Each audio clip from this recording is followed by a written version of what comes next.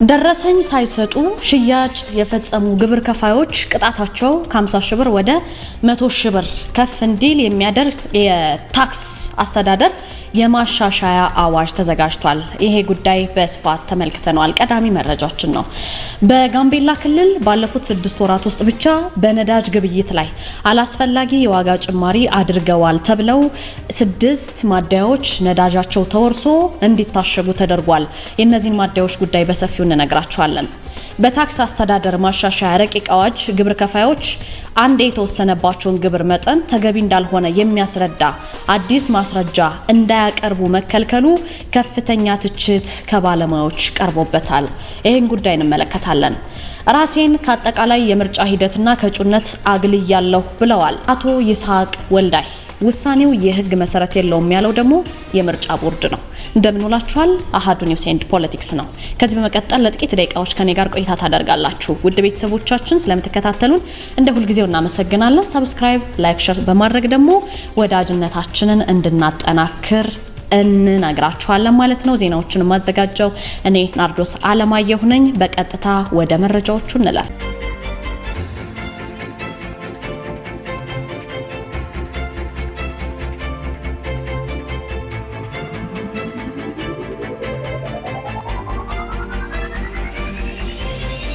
የደረሰኝ ጉዳይን ቀዳሚ እናደርጋለን። ደረሰኝ ሳይሰጡ ሽያጭ የፈጸሙ ግብር ከፋዮች ቅጣታቸው ከ50 ሺህ ብር ወደ 100 ሺህ ብር ከፍ እንዲል የሚያደርግ የታክስ አስተዳደር ማሻሻያ አዋጅ ተዘጋጅቷል።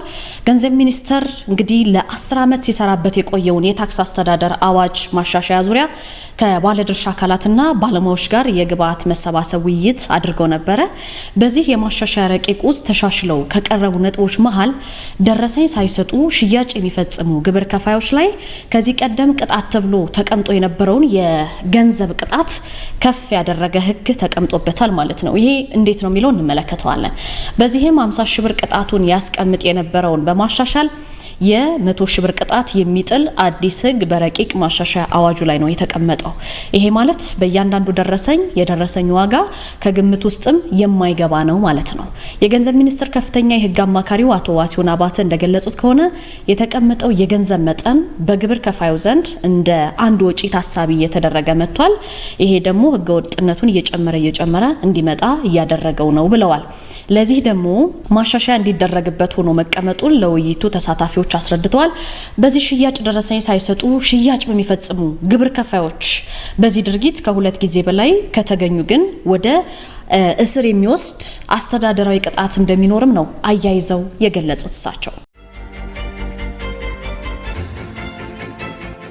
በጋምቤላ ክልል ባለፉት 6 ወራት ውስጥ በነዳጅ ግብይት ላይ አላስፈላጊ የዋጋ ጭማሪ አድርገዋል የተባሉ 6 ማደያዎች አሉ። እነዚህ 6 ማደያዎች ነዳጃቸው ተወርሶ እንዲታሸጉ ነው የተደረገው።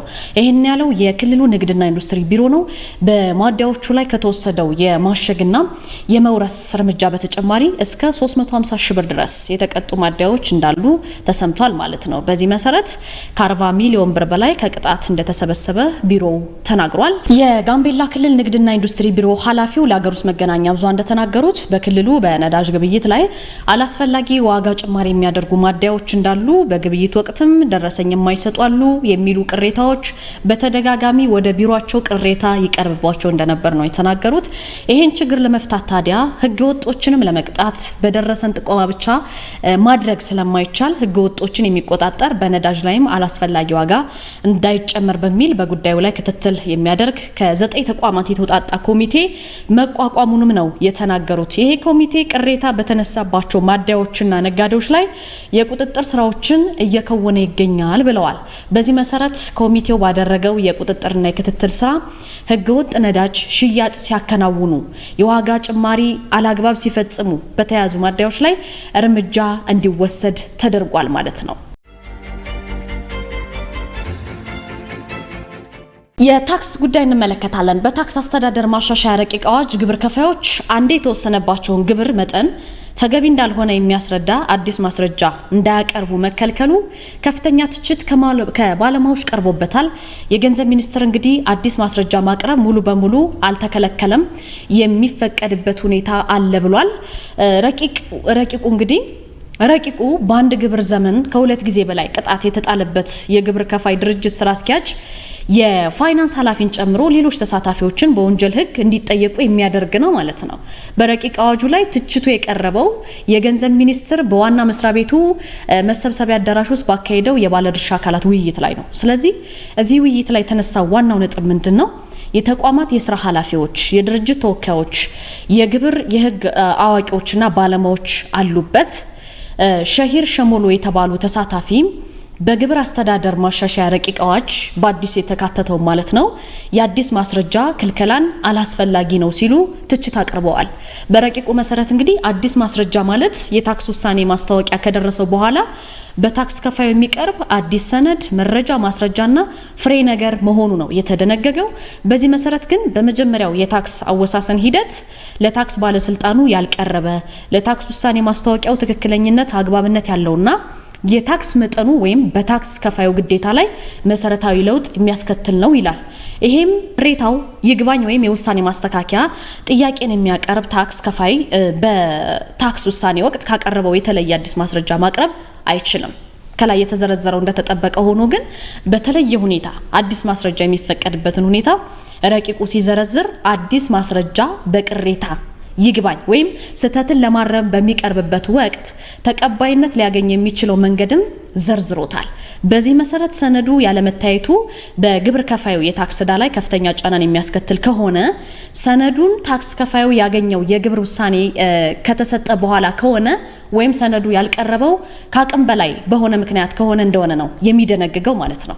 ታክስ ከፋዩ በታክስ ዕዳው ላይ ከፍተኛ ጫናን የሚያስከትል አዲስ ማስረጃ ያቀረበ ከሆነ ወይም ደግሞ እንደዚህ ካደረገ ደግሞ በታክስ ሕጉ መሰረት ሰነዱ በታክስ አወሳሰን ወቅት አስቀድሞ ባለመቅረቡ ምክንያት ሊከፈል ይገባ የነበረውን የታክስ ዕዳ 20% ቅጣት ይከፍላል ይላል። ታዲያ ይህ ድንጋጌ ክፍል ከባለሙያዎች ከፍተኛ የሆነ ትችት ነው የቀረበበት። አቶ ሸሂር እንግዲህ ይህ የህግ ክፍል አገሪቱ ካለችበት እውነታ ጋር አብሮ ስለማይሄድ ቢወጣ የሚል ምክረ ሀሳብ አቅርበዋል። አቶ ሸሂር እንግዲህ የታክስ ስርዓቱን የመጨረሻው ውስብስብ ነው የሚያደርገው ሲሉ ነው የተናገሩት። የታክስ ባለስልጣን ምን ኦዲት እንደሚያደርግ አይታወቅም ያሉት ይህ ተሳታፊ ይህ ድንጋጌ የአገሪቱ የግብር ስርዓት የሚረብሽ ነው ሲሉ ትችታቸውን አቅርበዋል ማለት ነው። ሌላው የውይይቱ ተሳታፊ በአዲስ አበባ ዩኒቨርሲቲ የህግ ትምህርት ክፍል መምህርና ጠበቃ አቶ አስቻለው አሻግሬ ናቸው። ረቂቁ ጭካኔ የተሞላበት ነው ሲሉ ተችተዋል። በረቂቁ አዲስ ማስረጃን በተመለከተ የተደነገገው ባለፉት 40-50 ዓመታት ታይቶ የማይታወቅ ወደ ኋላ የሚመልስ ነው ሲሉ ሀሳብ ሰጥተውበታል ማለት ነው። ከዚሁ ጋር በተገናኘ ለቀረበው ትችትና አስተያየት ምላሽ የሰጡት በገንዘብ ሚኒስቴር ከፍተኛ አማካሪ የሆኑት አቶ ዋሲሁን አባተ ናቸው። እሳቸው በበኩላቸው ለዚህ ትችት አዲስ ማስረጃ ማቅረብ ሙሉ በሙሉ እንዳልተከለከለ አስረድተዋል። የሚፈቀድበት ሁኔታም መዘርዘሩን ጠቅሰዋል። ረቂቅ ህጉ እያለ ያለው የኦዲት አሰራሩ ህግን ይከተል ነው ሲሉም አቶ ዋሲሁን አክለው ገልጸዋል ማለት ነው። የታክስ አስተዳደር ማሻሻያ ረቂቅ አዋጅ በንባብ ለተሳታፊው ያቀረቡት አማካሪው ደረሰኝ ባለመስጠት የጣለው አስተዳደራዊ ቅጣት ቀደም ሲል እንደተገለጸው ከነበረበት 50 ሺህ ወደ 100 ሺህ ማደጉንም ነው የገለጹት። ቀደም ሲል ለእናንተም ነገረናችሁ ነበረ። በዝርዝር የተመለከትነው ጉዳይ ስለሆነ ነው ይሄንን ይዘንላችሁ የመጣ ነው። በአንድ ግብር ዘመን ከሁለት ጊዜ በላይ ቅጣት የተጣለበት የግብር ከፋይ ድርጅት ወይም ስራ አስኪያጅ የፋይናንስ ኃላፊን ጨምሮ ሌሎች ተሳታፊዎችም በወንጀል ህግ እንዲጠየቁ የሚያደርግ ነው ያሉት። በመጨረሻም የምርጫ ጉዳይ እናያለን። ራሴን ከአጠቃላይ የምርጫው ሂደትና ከእጩነት አግልያለሁ ብለዋል አቶ ይስሐቅ ወልዳይ። የኢትዮጵያ ህዝባዊ አብዮታዊ ፓርቲ ኢሃፓ የህዝብ ግንኙነት ኃላፊ የትብብር ለኢትዮጵያ አንድነት የምክር ቤት አባል ይስሐቅ ወልዳይ በአራዳ ክፍለ ከተማ ምርጫ ክልል 1-9 ለፓርላማ እጩ ሆነው ቢቀርቡም የድምጽ መስጫው ቀን ሲቃረብ ከሰባተኛው ጠቅላላ ምርጫ ራሳቸውን ማግለላቸውን ገልጸዋል ማለት ነው። ፓርቲዎቻቸው ግን እስካሁንም በምርጫ ሂደቱ አሉ ሲሉ ተናግረዋል ማለት ነው። በዚህ መሰረት እንግዲህ ምርጫ ቦርድም ከዚህ ሁኔታ ጋር በተገናኘ ውሳኔው የህግ መሰረት የለውም ብሏል። የኢትዮጵያ ብሔራዊ ምርጫ ቦርድ በጻፈው ይፋዊ ደብዳቤ የአቶ ይስሐቅን ከእጩነት ራሱን የማግለል ጥያቄ ውድቅ ማድረጉን አስታውቋል። ቦርዱ በሰጠው ማብራሪያ እጩነትን የመሰረዝ ወይም የመተው ጥያቄ በህግ ተቀብሎ ለማስተናገድ የተቀመጠው የመጨረሻ ገደብ እስከ ሚያዝያ 23 2018 ድረስ ብቻ የነበረ መሆኑን አመልክቷል። አቶ ይስሐቅ ጥያቄውን ያቀረቡት ግንቦት 10 ቀን በመሆኑ ውሳኔው የህግ መሰረት የለውም ብሏል። ቦርዱ በአሁኑ ወቅት የእጩነት መሰረዣ የጊዜ ገደቡ ያለፈ ከመሆኑ በላይ የእጩዎች ስም ያረፈበት የድምጽ መስጫ ወረቀት ታትሞ ወደ ሀገር ውስጥ የገባና ለምርጫው የቀረበው ጊዜም 12 ቀናት ብቻ በመሆኑ ጥያቄውን ተቀብሎ ማስተናገድ እንደማይችል ምርጫ ቦርድ አስታውቋል።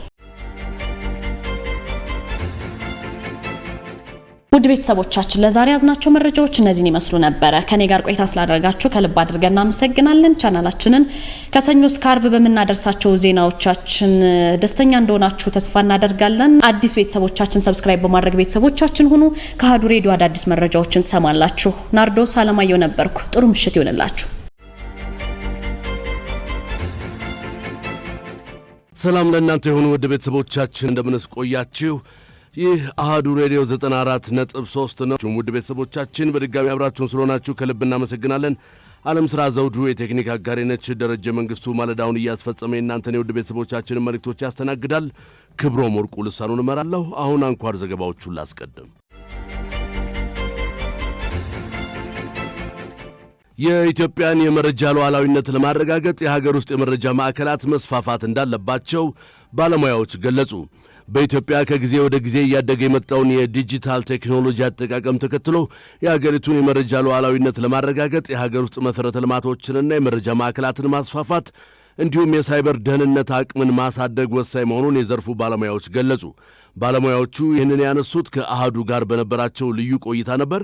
የሳይበር ደህንነትና አስተዳደር ባለሙያ እንዲሁም አማካሪው አቶ እስክንድር መስፍን እንደገለጹት የዲጂታል ቴክኖሎጂ ማስፋፋትን ተከትሎ በግዢ ሽያጭ፣ የገንዘብ ዝውውርና በተቋማት ሚስጥራዊ ሪፖርቶች ዙሪያ እጅግ በርካታ መረጃዎች በየዕለቱ ይመረታሉ። እነዚህን መረጃዎች ከሀገር ውጭ ማከማቸት ሀገሪቱ በመረጃዎቿ ላይ ያላትን መብት የሚያሳጣ በመሆኑ መረጃዎቹን በሀገር ውስጥ ባሉ የግልና የመንግሥት ተቋማት ላይ ማከማቸት የመረጃ ሉዓላዊነትን ለማረጋገጥ የግድ ይላል ብለዋል። የመረጃ ሉዓላዊነት ማለት መረጃ ከማምረት ጀምሮ አያስፈልግም ተብሎ እስኪወገድ ድረስ ባለው ዑደት ላይ ሀገሪቱ ሙሉ አቅምና ቁጥጥር ሲኖራት ነው ያሉት አቶ እስክንድር የኢትዮጵያ ወጣት የሕዝብ ቁጥርና ፈጣኑ የቴክኖሎጂ አጠቃቀም ለሳይበር ጥቃት ተጋላጭነትን ስለሚጨምር የመከላከል ሥራው የመንግሥት ብቻ ሳይሆን የሁሉም አካላት የጋራ ኃላፊነት ሊሆን እንደሚገባ አሳስበዋል። ቴክኖሎጂ በዲጂታል በሆኑ ቁጥር መጨረሻ ላይ ሁሉም የሚያመርቱት ምን አለ ማለት ነው፣ መረጃ አለ። ስለ ሽያጭና ስለ ግዢ፣ ስለ ትራንስፈር ስለተደረገው ብር ወጪ፣ ገቢ ወጪ ስለተደረገው ዳታ፣ ተቋማት ፕሮሰስ ስላደረጉት መረጃ፣ ተቋማት ዴቨሎፕ ስላደረጉት ሚስጥራዊ ፕሮፖዛሎች፣ ተቋማት ዴቨሎፕ ስላወጡት ሪፖርቶች በሙሉ መረጃዎች አሉን ማለት ነው። ስለዚህ እነዚህ መረጃዎች የት ላይ ነው የሚቀመጡት? ይህንን ወስደን ዓለም አቀፍ ሌሎች ቦታ ላይ ብናደርጋቸው አገሪቷ ከሌላኛው አገር ጋር ባላት ግንኙነት ካልሆነ በስተቀር መብት አይኖራት። ስለዚህ አገር ውስጥ ባሉ ይህንን ዳታ ስቶር ማድረግ በሚችሉ የግል ተቋማትና መንግስታዊ ተቋማት ላይ ነው እምነታችን የሚሆነው። ስለዚህ የአንድ ሀገር መረጃ ሉዓላዊነት አላት ሲባል የመረጃ ከማምረት ጀምሮ እስከ ሳይክሉን ጨርሶ ውደቱን ጨርሶ ይሄ መረጃ አያስፈልገንም የምንልበት ስቴጅ እስከምንደርስ ድረስ ያሉትን ነገሮች ላይ አቅም፣ ጉልበትና ፓወር ሲኖራት አንድ ሀገር የመረጃ ሉዓላዊነት አላት ብለን እናምናለን ማለት ነው። ስለዚህ በዚሁ ልክ ሳይድ ላይን አንዱ የጠየቀ ጥያቄ የሳይበር ሴኩሪቲ አቅማችንም መዳበር መቻል አለበት። ምክንያቱም እኛ በአዳጊ ሀገሮች ነን። እርግጥ ከአፍሪካ ሀገሮች የተሻለ ኢንፍራስትራክቸር አለን። የወጣት ሀገር ናት ኢትዮጵያ። ፖፑሌሽናችን ብዙ ነው። ቴክኖሎጂ በጣም በሚገርም ፍጥነት እየተጠቀምን ያለንበት። ይህንን ማድረጋችን ደግሞ የሳይበር አታኩ ይበዛብናል። የሶሻል ቱሎቻችንን ተጠቅሞ አታኮች ይመጣሉ። የስራዎቻችንን ተጠቅሞ አታኮች ይመጣሉ።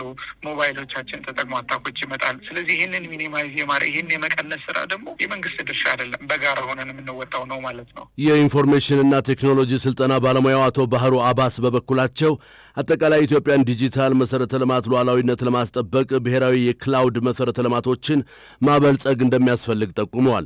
መንግስት የሀገር ውስጥ የመረጃ ማዕከላትን ቢያበረታታና ቢደግፍ ለመረጃ ሉዓላዊነት መረጋገጥ ከፍተኛ ሚና እንደሚጫወቱ ገልጸዋል። በተጨማሪም ለሰው ሰራሽ አስተውሎትና ለመረጃ አስተዳደር ህጋዊ ማዕቀፎችን ማዘጋጀት እንዲሁም ተቋማት በሳይበር ደህንነት ላይ ከፍተኛ ኃላፊነት እንዲሰማቸው የግንዛቤ ፈጠራ ስራዎችን በስፋት መሰራት እንዳለባቸው ተናግረዋል። አጠቃላይ የኢትዮጵያ ዲጂታል ኢንፍራስትራክቸርን ሙሉ ለሙሉ ሉዓላዊነቱን ለማስጠበቅ የሚያስችሉ ስራዎችን መስራት ያስፈልጋል። ለምሳሌ ናሽናል የክላውድ ኢንፍራስትራክቸርን ማበልጸግ፣ የሀገር ውስጥ የሀገር ውስጥ የክላውድ ኢንፍራስትራክቸር በደንብ እንዲያድግ ማድረግ፣ በሀገር ውስጥ ሎካል ዳታ ሴንተሮች ይኖራሉ እና እነዚህ ሎካል ዳታ ሴንተሮች ኢንካሬጅ ቢያደርጋቸው መንግስት ወይም ደግሞ ቢደግፋቸው በጣም አሁን ላነሳሁልህ የዳታ ሶቨሬንቲ ከፍተኛ የሆነ ሚና ይጫወታሉ። ኤአይና ዳታን ገቨርን የሚደረግበት ፍሬምወርኮች ማዘጋጀት ያስፈልጋል።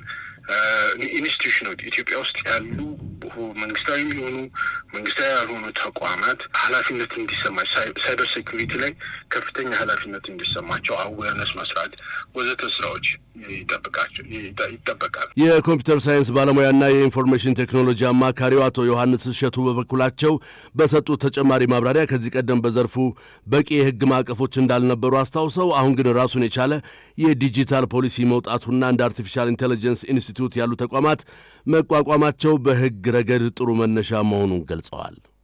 እስካሁን ድረስ ያልኖረው ወይም የሌለው ምንድነው? ብዙ ህጋዊ ማዕቀፎች አልነበሩም ኢትዮጵያ ላይ። አብዛኛው ነገር ይሄድ የነበረው ዝም ብሎ ማንም ሰው በፈለገው መልኩ የሚያስኬደው ነበር የነበረው። አሁን ግን የዲጂታል ዓለም ወይም ደግሞ ዲጂታል ወርልድ የምንለው ራሱን የቻለ ፖሊሲ፣ ራሱን የቻለ የህግ ማዕቀፍ፣ ራሳቸውን የቻሉ ኢንስቲትዩሽኖችም እየተፈጠሩ ነው። ለምሳሌ አርቲፊሻል ኢንቴሊጀንስ ኢንስቲትዩት፣ ሌሎችም ደግሞ ከቴክኖሎጂ ጋር የተያያዙ ኢንስቲትዩቶች ራሳቸውን ችለው በተቋም ደረጃ እየተገነቡ ስለሆነ ያ በህግ ረገድም ጥሩ መነሻ ነው ማለት ነው። እንደ ክፍተት የምናነሳቸው በጣም የክላውድ ኢንፍራስትራክቸር እጥረቶች ይገኛሉ በዚህ ሀገር ላይ። አብዛኛው የቴክ ካምፓኒዎች ሁላችንም በምንሰራበት ጊዜ የምናደርገው ምንድነው? ከውጭ ነው ሰርቨሮችን የምንገዛው። ይሄ ለስታርታፖች፣ ለጀማሪ ድርጅቶች፣ ለአልሚዎች ብዙ አስቸጋሪ ነው። ዋጋውም ደግሞ በጣም ከፍ ያለ ነው። አሁን ኢትዮጵያ ላይ ቢኖር በትንሽ ዋጋ ልናገኝበት የምንችልበት መንገድ ሜካኒዝሙ ቀላል ይሆናል ማለት ነው። ያ አስፈላጊ ነው። እንደ ክፍተትም ግን እንወስደዋለን ማለት ነው። ሌላው የኃይልና የኮኔክሽን መቆራረጥ ይኖራል። አንደኛውም ደግሞ አሹራንስ የማይሰጠው ብዙ ጊዜ ይሄ ነው። አሁን የውጮቹ ላይ 24/7 99% አፕታይም አለ። የባለሙያ እጥረቶች በተለይ በዚህ ዘርፍ ላይ ትንሽ ይታያል። አሃዱ ያነጋገራቸው ባለሙያዎች የሀገሪቱን የመረጃ ሉዓላዊነት ለማስጠበቅ የፖሊሲ የመሠረተ ልማትና የሰው ኃይል ግንባታ ስራዎች ተቀናጅተው ሊመሩ እንደሚገባቸው ገልጸው መረጃን በሀገር ውስጥ ማስተዳደር መቻል የብሔራዊ ደህንነትና የኢኮኖሚ እድገት መሠረት መሆኑንም ተናግረዋል። ኢትዮጵያን በቴክኖሎጂ ለማዘመንና ምርታማነትን ለማሳደግ ከአራት ሀገራት ጋር ስምምነት መደረጉ ተገለጸ። ኢትዮጵያን በቴክኖሎጂ ለማዘመንና ምርትንና ምርታማነትን ለማሳደግ የሚያስችሉ አራት ዓለም አቀፍ ስምምነቶች ከተለያዩ ሀገራት ጋር መደረጋቸውን የኢኖቬሽንና ቴክኖሎጂ ሚኒስቴር አስታውቋል። የኢኖቬሽንና ቴክኖሎጂ ሚኒስትሩ ዶክተር በለጠ ሞላ ለሕዝብ ተወካዮች ምክር ቤት 5ኛ ዓመት 21ኛ መደበኛ ስብሰባ የ9 ወራት የሥራ አፈጻጸም ሪፖርት ባቀረቡበት ወቅት እንደገለጹት ስምምነቶቹ የተደረጉት ከቻይና፣ ከእስራኤል፣ ከጣሊያንና ከሩሲያ ጋር ነው። ሀገሪቱን በዲጂታል ዘርፍ ለማብቃት ከተደረጉት ስምምነቶች መካከል ከቻይና ጋር በሰው ሀብት ልማትና በኢንዱስትሪ፣ ከእስራኤል ጋር ደግሞ በሳይበር ደህንነት ዙሪያ የምርምር ውጤቶችን ወደ ተግባር መለወጥ የሚያስችሉ መሆናቸውን ሚኒስትሩ አብራርተዋል። በ9 ወራቱ ከትብብር ትስስርና ቅንጅታዊ አሰራር አኳያ የኢኖቬሽንና ቴክኖሎጂ ስራዎች ዘርፍ ተሻጋሪ በመሆናቸው የሚሰሩ ስራዎችን በትብብርና በቅንጅት መስራት ወሳኝ መሆኑን እንገነዘባለን። በዚሁ መሰረት በ9 ወራት ውስጥ ምርትና ምርታማነትን ለማሳደግ የሚያስችሉ ስምምነቶች ከቻይና ጋር በቤልት ኤንድ ሮድ ማዕቀፍ የጋራ ላቦራቶሪዎችን ለማቋቋም፣ የሰው ኃይል ልማትና በኢንዱስትሪ ከእስራኤል ጋር በሳይበር ደህንነት ዘርፍ እና ከአፍሪካ ቴክኖሎጂ ጥናት ማዕከል ጋር የምርምር ውጤቶችን ወደ ተግባር መለወጥ የሚያስችሉ በድምሩ 4 የጋራ ስምምነቶች ተፈርመዋል። ትብብር ከተመሰረቱባቸው ስምምነቶች ውስጥ 3ቱ ወደ ተግባር ገብተዋል። የኢትዮ ኢጣሊያ የስታርታፕ እና የዲጂታል አገልግሎት ፕሮጀክት ወደ ተግባር ገብተዋል። ከደቡብ ኮሪያ ሪፐብሊክ ጋር በተፈጠረ ትስስር የኢንፎርሜሽን አክሰስ ሴንተር በሚኒስቴር መስሪያ ቤታችን ቅጥር ግቢ ውስጥ እንዲደራጅ ተደርጓል። በተጨማሪም ከሩሲያ መንግስት የኒውክሌር ኤነርጂ ኮርፖሬሽን ወይም ሮሳቶም ጋር ኒውክሌር ሪአክተር ግንባታ ለማካሄድ የሚያስችል የአዋጭነት ጥናት በመከናወን ላይ የሚገኝ ሲሆን ስራውን በበላይነት እንዲመራ አዲስ ለተቋቋመው የኢትዮጵያ የኒውክሌር ኃይል ኮሚሽን ስምምነቱ ተላልፎላቸዋል። ከሩሲያ መንግስት ጋር የተደረገው ስምምነት በሀገር ውስጥ የኒውክሌር ኃይል ማመንጫ ጣቢያ ግንባታን ለማካሄድ የሚያስችል መሆኑንም ጠቁመዋል። ምርጫ ቦርድ ያቀረበው የጸጥታ ሪፖርት ወቅታዊ ሁኔታውን ያላገናዘበ ነው ሲል ትብብር ለኢትዮጵያ አንድነት ተቃወመ። በኢትዮጵያ አብዛኛዎቹ አካባቢዎች ምርጫ ለማድረግ አስቻይ ሁኔታ አለ በሚል የብሔራዊ ምርጫ ቦርድ የክትትል ቡድኖች ያቀረቡት የጸጥታ ሪፖርት ወቅታዊ ሁኔታውን ያላገናዘበና የተሳሳተ ነው ሲል በአራት ፓርቲዎች ቅንጅት የተቋቋመው ትብብር ለኢትዮጵያ አንድነት ገልጿል። የትብብሩ አመራር አቶ ጌትነት ወርቁ ከፓርቲዎች ከሲቪል ማህበረሰብና ከቦርዱ የተውጣጣው የክትትል ቡድን በአማራና በኦሮሚያ ክልሎች ያለውን ተጨባጭ የጸጥታ ሁኔታ በአግባቡ አልመዘገበም ሲሉ ለአሃዱ ሬዲዮ ተናግረዋል። በአሁኑ ወቅት በአማራና በትግራይ ክልሎች ሙሉ በሙሉ በኦሮሚያ ክልል ደግሞ በከፊል ምርጫ ለማካሄድ የሚያስችል አስተማማኝ ሁኔታ አለመኖሩን የጠቀሱት አመራሩ በተቃራኒው ቡድኑ በቤኒሻንጉል ጉሙዝና በደቡብ ክልሎች ያቀረበውና የመንግስት ተቋማት መፍረስን ያካተተው ሪፖርት ግን እውነተኛና የሚደነቅ መሆኑን አስረድተዋል። ቤኒሻንጉል ላይ የሄደው ቲም እንደ እውነቱ መመስገን አለበት። የመንግስት መዋቅር ከሞላ ጎደል ፈርሷል የሚል ሪፖርት እንዳቀረበ ነው የሰማው። ኦሮሚያና አማራ ክልል የሄደው አጥኚ ቡድን የተሳሳተ ሪፖርት ነው ለቦርዱ ያመጣው። ባለን መረጃ ለምሳሌ ደሴ ሄደ ቲም አለና አማራ ክልል 97% አያስችልም የሚለውን ባያስችልምና ባያስችላል የሚል የቃላት ትርጉም ልዩነት ሁሉ ችግር ያለባቸው ይመስለኛል። ሪፖርቱን ያቀረቡ ሰዎች ባለን አሰስመንት አማራ ክልል ላይ ኦልሞስት ሙሉ በሙሉ ሊባል በሚችል ደረጃ ምርጫ ለማድረግ የሚያስችል አይደለም። ኦሮሚያ ክልል ከዋና ከተሞች ውጭ ያለው ኤሪያ በጣም አደገኛ ነው። በጮዎች ህይወት መጫወት ነው። ጠቅላላ ሲደረግ አማራ ክልልና ኦሮሚያ ክልል የሄደው ቲም ለቦርዱ የተሳሳተ መረጃ ነው ያስገባው። በሌላ በኩል የሲቪል ማህበረሰብ ድርጅቶች ጥምረት ለምርጫ ምክትል ሰብሳቢ ወይዘሮ የማርያም ወርቅ ከበደ በበኩላቸው በቀረበው ሪፖርት መሰረት አስቻይ የተባሉ ቦታዎች ላይ ገብቶ የመራጮች ትምህርት ለመስጠት የጸጥታ ሁኔታው ከፈቀደ ምዝገባው በቁጥር ተለይቶ እንደሚከናወንና ለዜጎችም ተገቢው ስልጠና እንደሚሰጥ ተናግረዋል። እንደ ሲቪል ማህበረሰብ ድርጅቶች ህብረት አሁን እኛ ምርጫው አረንጓዴ ናቸው፣ ግሪን ናቸው ተብለው በተሰጡን ቦታዎች ላይ እያየን ነው። የመራጮች ትምህርት ሰጥተናል። ምዝገባውም ተከናውኗል። እንደገና ደግሞ አሁን ላይ ደግሞ አስቻይ የሆኑ ነው የሚባሉትንም እንዲሁ አስቻይ ሁኔታ ሲፈጠርልን ነው ምንገባውና አሁን ባለው ሁኔታ ምዝገባውም በቁጥር ተለይቶ ተነግሯል፣ ሪፖርት ደርሷል። በዚህ መንገድ ነው እየሄድን ያለ ነው። ላለው አስቻይ ሁኔታ ነው ብለን ነው የምናስበው። ያው እንግዲህ ከቦታዎቹ ጋር በተያያዘ ማህበረሰቡ አሁንም እኛ አደራ የምንለው ለዜጎች ሰላምን ነው የምንፈልገውና ከሰላም ጋር ተያይዞ እንደዚሁም የሐሰተኛ መረጃዎች ልውውጦች ይኖራሉ ማለት ነው። ከዚህም ጋር በተያያዘ አሁን ለምሳሌ አስቻይ ናቸው አስቻይ አይደሉም የሚሉትን ቦታዎች በተመለከተ ሰዎች እንዲሁ አየር ላይ የሚንቀሳቀሱ ወሬዎች በማራገብ ወይም ደግሞ እንዲህ አይሆንም እንደዚህ አይከናወንም የሚለውን ነገር በትክክለኛ ምርጫ ቦርድ የሚሰጠውን የእሱን መረጃዎች መከተል ከምርጫው ጋር በተያያዘ ጥሩ ይሆናል ብያል። የኢትዮጵያ ብሔራዊ ምርጫ ቦርድ 7ኛው ጠቅላላ ምርጫ በሚካሄድባቸው አካባቢዎች ላይ ስምሪት የተሰጣቸውን የክትትል ቡድኖች ዝርዝር ሪፖርት በይፋ መረከቡ ይታወሳል። ቦርዱ ቀደም ሲል በጥር ወር 2018 ዓ.ም ከተለያዩ ተቋማት የተሰበሰበውንና በአረንጓዴ ቢጫና ቀይ የተፈረጀውን የጸጥታ መረጃ መሠረት በማድረግም ውይይቶችን ማካሄዱ ይታወቃል።